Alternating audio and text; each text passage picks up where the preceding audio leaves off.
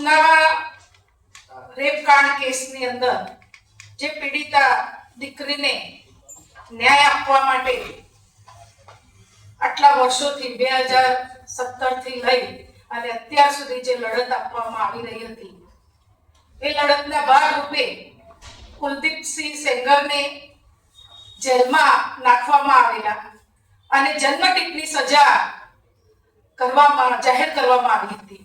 છતાં પણ હાઈકોર્ટે એ કેસની અંદર બાંધછોડ કરી અને એને જામીન આપવાની વાત કરી અને એને બહાર કાઢવાનો જે ચુકાદો આપ્યો હતો 23 તારીખના રોજ, 23 ડિસેમ્બરના રોજ, ત્યારે આ દીકરી અને તેની માતાએ ફરી પાછા દિલ્હીના ઇન્ડિયા ગેટ ઉપર બેસી અને ન્યાયની માંગણી કરી હતી. આ માંગણીને લઈ અને દિલ્હી મહિલા કોંગ્રેસ અને સમગ્ર દેશની મહિલાઓએ વિરોધ કર્યો હતો કે આ ચુકાદો ખૂબ અન્યાય ભર્યો છે, આ ચુકાદો ખરાબ છે, આ દરેક મહિલાઓ માટે દુઃખદાયી ચુકાદો હતો કે એકવાર કોઈ ગુનેગારને જન્મટીપની સજા થઈ હોય અને એને પછી રહ્યા કરવાની વાત આવે ત્યારે એ ખરેખર ખોટી વાત છે. અને આ ચુકાદાને લઈ અને ફરી પાછું સુપ્રીમ કોર્ટની અંદર આની ન્યાયની માંગણી કરતા આજે સુપ્રીમ કોર્ટે સમગ્ર કેસને ધ્યાનમાં રાખી પીડિતાના ન્યાય માટે સુપ્રીમ કોર્ટે આ ચુકાદા ઉપર સ્ટે લાવવાની વાત કરી છે અને સ્ટે આપ્યો છે.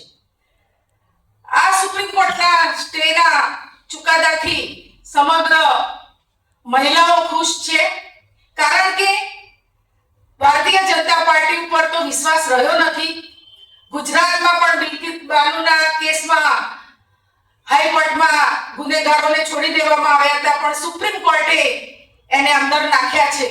આવા તો કેટલાય કેસ છે જેમાં પીડિતાઓને ન્યાય મળતો નથી, પરંતુ આજે સુપ્રીમ કોર્ટે જે ચુકાદો આપ્યો છે તેને અમે લોકો સ્વીકારીએ છીએ અને સુપ્રીમ કોર્ટનો ખૂબ ખૂબ આભાર પણ માનીએ છીએ.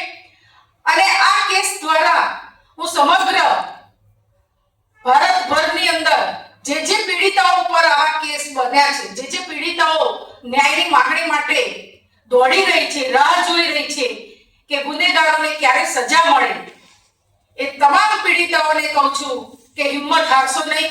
આખરે તો સત્યની જીત હોય છે, કારણ કે આ પીડિતાના પરિવારે પણ ખૂબ વેઠ્યું હતું. એના પિતાને પોલીસ સ્ટેશનમાં જ્યારે આની ફરિયાદ માટે ગયા ત્યારે એમના ઉપર પણ ખોટી રીતે ગુનો લગાવી અને એને જેલમાં પૂરવામાં આવ્યા હતા અને ખૂબ ઢોર માર મારીને એને જેલમાં જ એનું મૃત્યુ થયું હતું. બીજા જ 2 સ્વજનોને પણ એક્સિડન્ટમાં કચડી નાખવામાં આવ્યા હતા. ખરેખર આ પીડિતાના ફેમિલી ઉપર ખૂબ જ વીતી હતી અને આ પીડિતા એના ન્યાય માટે જ્યારે લડી રહી છે ત્યારે આગળ પણ આ કેસની અંદર જ્યાં સુધી ન્યાય નહીં મળે ત્યાં સુધી આ કેસ માટે લડતા રહીશું. પીડિતાની સાથે જે લોકો છે, એના સપોર્ટમાં જે લોકો છે, એ તમામ લોકો પીડિતાને ન્યાય અપાવવા માટે જિંદગીભર લડતા રહે એવી હિંમતવાળા લોકો છે. અને પીડિતાને પણ હું ખૂબ અભિનંદન આપું છું કે હિંમત હારી નથી. એના ઉપર આટલું બધું વીતવા છતાં પણ પીડિતા એક ન્યાયની ટેક લઈને જાણે બેઠી હોય એમ ન્યાય માટે લડી રહી છે. ગુજરાતની અંદર અને સમગ્ર ભારતની અંદર આવા કેટલાય કેસ બની રહ્યા છે, ત્યારે મને ભારતીય જનતા પાર્ટી અને મુખ્યમંત્રી અને વડાપ્રધાનને કહેવું છે કે તમે બેટી બચાવોની વાતો કરો છો, બેટી પઢાઓની વાતો કરો છો, કોનાથી બેટી બચાવવાની? આ ધારાસભ્ય જે પોતે ગુનેગાર છે અને એને બચાવવા માટે આડકતરી રીતે સરકાર એને સપોર્ટ કરી રહી છે, ત્યારે મારે સરકારને કહેવું છે કે આવા ગુનેગારોને જો ફાંસીની સજા આપવામાં આવે અને ફાંસીની સજા આપી અને એક સમાજની અંદર, એક દેશની અંદર એક દીકરી માટે જો દાખલો બેસાડવામાં આવે તો ખબર પડે બધાને કે આવું કાર્ય કરતા પહેલા 10 વાર વિચારવું જોઈએ.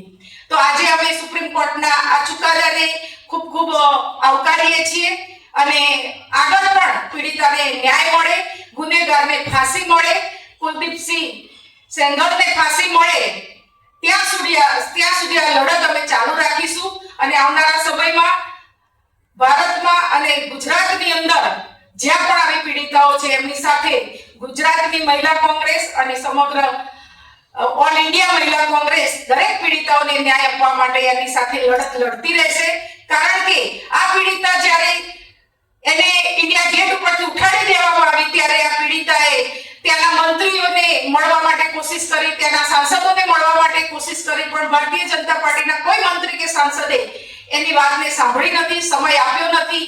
જ્યારે રાત્રે 10 વાગે એ લોકો સોનિયાજી અને રાહુલજી પાસે ગયા અને એમણે વાત કરી કે અમારે મળવું છે, ત્યારે રાતના 10 વાગે પણ અમારા રાહુલજી અને સોનિયાજીએ એની વાત સાંભળી, એને આશ્વાસન આપ્યું અને એને કહ્યું કે તને આર્થિક રીતે કે કોઈ પણ રીતે મદદની જરૂર પડે તો અમે લોકો તમારી સાથે છીએ.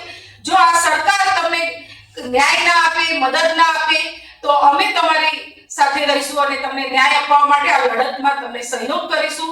આર્થિક રીતે કે કોઈ પણ રીતે તમારે જરૂર હોય તો અમે તમારી સાથે છીએ. તો આ છે કોંગ્રેસની વિચારધારા, આ છે અમારા નેતાઓના વિચારો, આ છે અમારી પાર્ટીની વિચારધારા, અને આ વિચારધારાથી જ અમે આજે આગળ આવ્યા છીએ અને સમગ્ર ભારતની અંદર અમે આ ન્યાયની માંગણી માટે તમામ પીડિતાઓને પડખે ઊભા છીએ અને આવનારા સમયમાં આવા ગુનેગારોને ફાંસીની સજા આપે એવી અમારી માંગણી રહેશે. Thank you.